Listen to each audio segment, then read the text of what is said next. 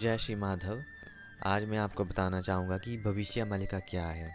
तो भविष्यमालिका एक ग्रंथ है जो लगभग 600 वर्ष पहले लिखा गया था और यह सतयुग में परिवर्तन और उस समय होने वाली सभी घटनाओं की भविष्यवाणी करता है।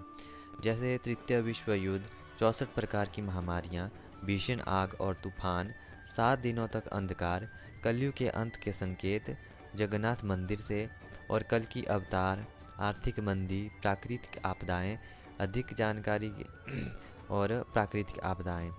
तो भविष्यमालिका किसने लिखी और कब लिखी?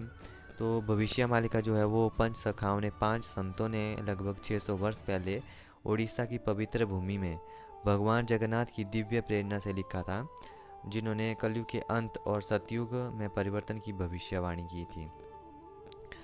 तो मतलब अगर बाबा बेंगा बताए ना आपको, तो उसके ऊपर आपको विश्वास है, बट आपको संतों की वाणी पर बिल्कुल भी विश्वास नहीं है।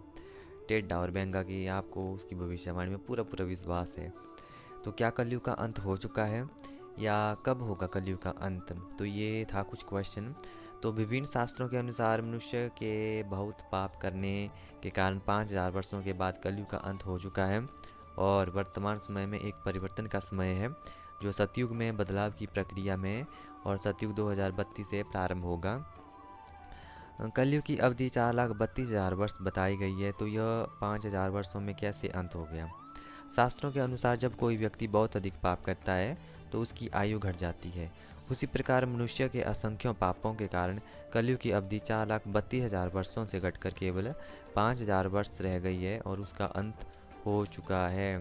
मैंने कम इस भविष्यवाणी का शायद दूसरा या तीसरा अध्याय है फर्स्ट पार्ट का, उसमें बताया है कि कलयुग की आयु किस किस तरह से घटी हुई है। कि जैसे मतलब गऊ की हत्या करने से ही 1 लाख घट गई है। जब किसी की भ्रूण हत्या होती तो 42,000 साल उसी टाइम घट गई है। तो ऐसे ऐसे करके कुछ कुछ जो है वो बताया था मैंने। तो आप उसको एक बार चाहे डिटेल में देख लेना। और इसी तरह जो है कलयुग की आयु घट गई, जितने ज़्यादा पाप बढ़े हैं उतनी ज़्यादा ही कलयुग की आयु जो है वो कम हो गई है। जय श्री माधव।